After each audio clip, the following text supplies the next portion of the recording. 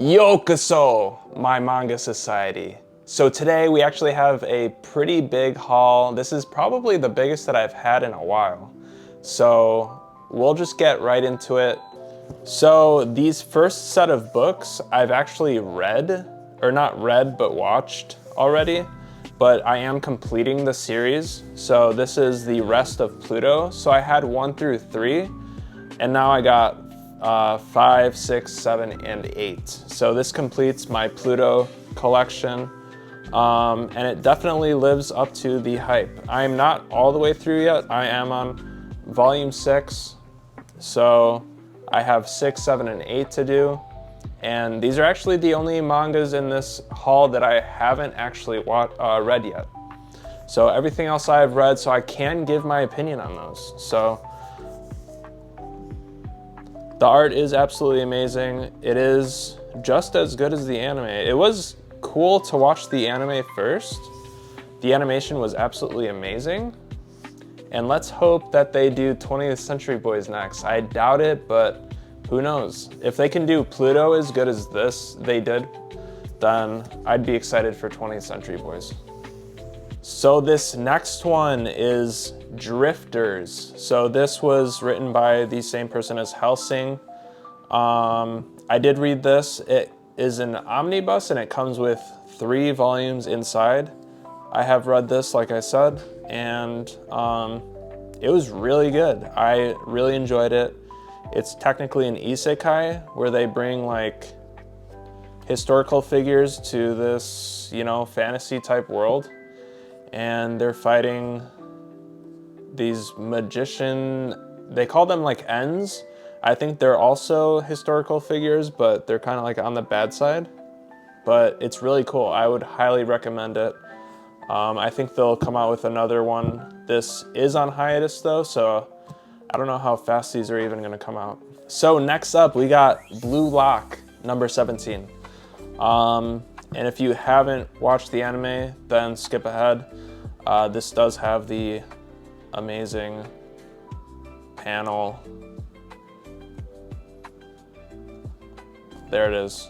So, as always, Blue Lock, amazing art. I'm excited for the next one, because the next one after this is gonna be everything or anything after what they got through in the anime, so extremely excited for the next one. Next up, we got 3 volumes of Tank Chair. So Goblin and I had rented the first Tank Chair from our local library, and we enjoyed it. So I ended up picking up the second one and then the third one. And might I say, pleasantly surprised. If you like something like Dorohedoro, you'll definitely like this.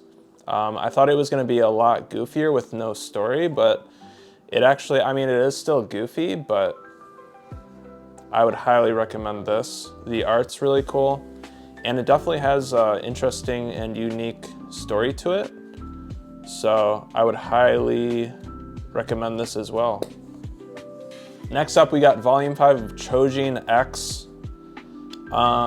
Same person that did Tokyo Ghoul, so the art is gonna be, fabulous. Look at that.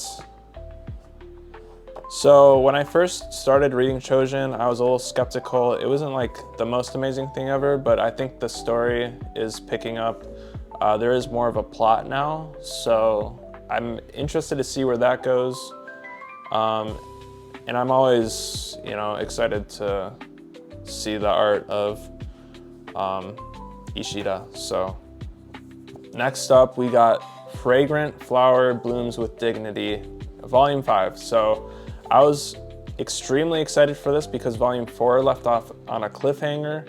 If you like shoujos or rom-coms, I highly suggest this one. This one also leaves off on a crazy cliffhanger, so I don't know when the 6th one comes out, but highly recommend either way. I believe the voice actors for the anime was actually released recently, so excited to see what kind of an anime comes out of this. Hopefully it's pretty well adapted. So I got the first volume of Akane-banashi, and you know, after reading stuff like Bakuman and Showa Shoten, I was pretty sure I was gonna like this. Goblin had also read up to like volume 13 or 15. And she loves it. And after reading the first one, I was definitely hooked. So if you like stuff like Bakuman, Showa Shoten, then you'll love Akane-banashi as well. I'm really liking the story so far, and I'm extremely excited to see what happens next. And speaking of, we got volume 6 of Showa Shoten. So this also kind of leaves off on a crazy cliffhanger, so I can't wait. I don't think I see many people talking about this, and I think it's highly underrated. So if you haven't tried volume 1 or a few chapters of this, I would urge you to try it. It's really funny. It even gets me emotional sometimes. I've like teared up. And then, you know, it's comedy, so you'll laugh. So this is a really good one. I can't wait for volume 7. So next one, we got the last volume of Concierge at Hokyoku Department Store. So this was a pleasant read. It's kind of just like going through the daily life of this concierge at a department store where these animals, you know, shop. So it was pretty funny. It was pretty cool to read. Goes through some of the struggles that she's had, and you get to see a lot of cute talking animals. So I don't know what else to say, but if that sounds like something you'd enjoy, this is for you. And it's only 2 volumes, so that'd be a good one. Okay, so in the last manga haul, I believe I got the 2nd volume of Thunder 3. And this time I actually was able to get the first volume, and I read them both. And it's pretty funny. It's extremely unique. I was actually surprised to see it not have the best reviews, but like for what it is, it's like pretty good. And the art's amazing. And it's funny seeing like these, you know, ordinarily cartoonish anime characters in this more realistic art style. It's really cool. So I don't think this has really ever been done before. So I would recommend this as well. So next up, we got the first two volumes of Dragon and Chameleon. So this one I actually haven't really seen anyone else talk about except for one person. And it's just about like these two mangakas that switch bodies, and one's kind of evil and one is the main character, but it's kind of interesting to see these two characters compete after they flip-flop bodies, and I would actually pretty much recommend this as well. It's pretty unique. I think the pacing's a little off. I think it's a little too quick at times, but this also has like amazing art.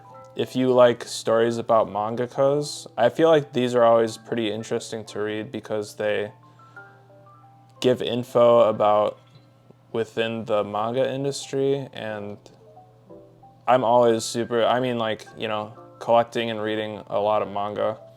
It's always cool to see like what the ins and outs of the industry are. So last and certainly not least, we got Baby Bear's Bakery, volumes 1, 2, and 3. So this is just a basic, cutesy, simple comic about this baby bear who runs a bakery, and it's like extremely cute. There's nothing really to it except that it's like really cute.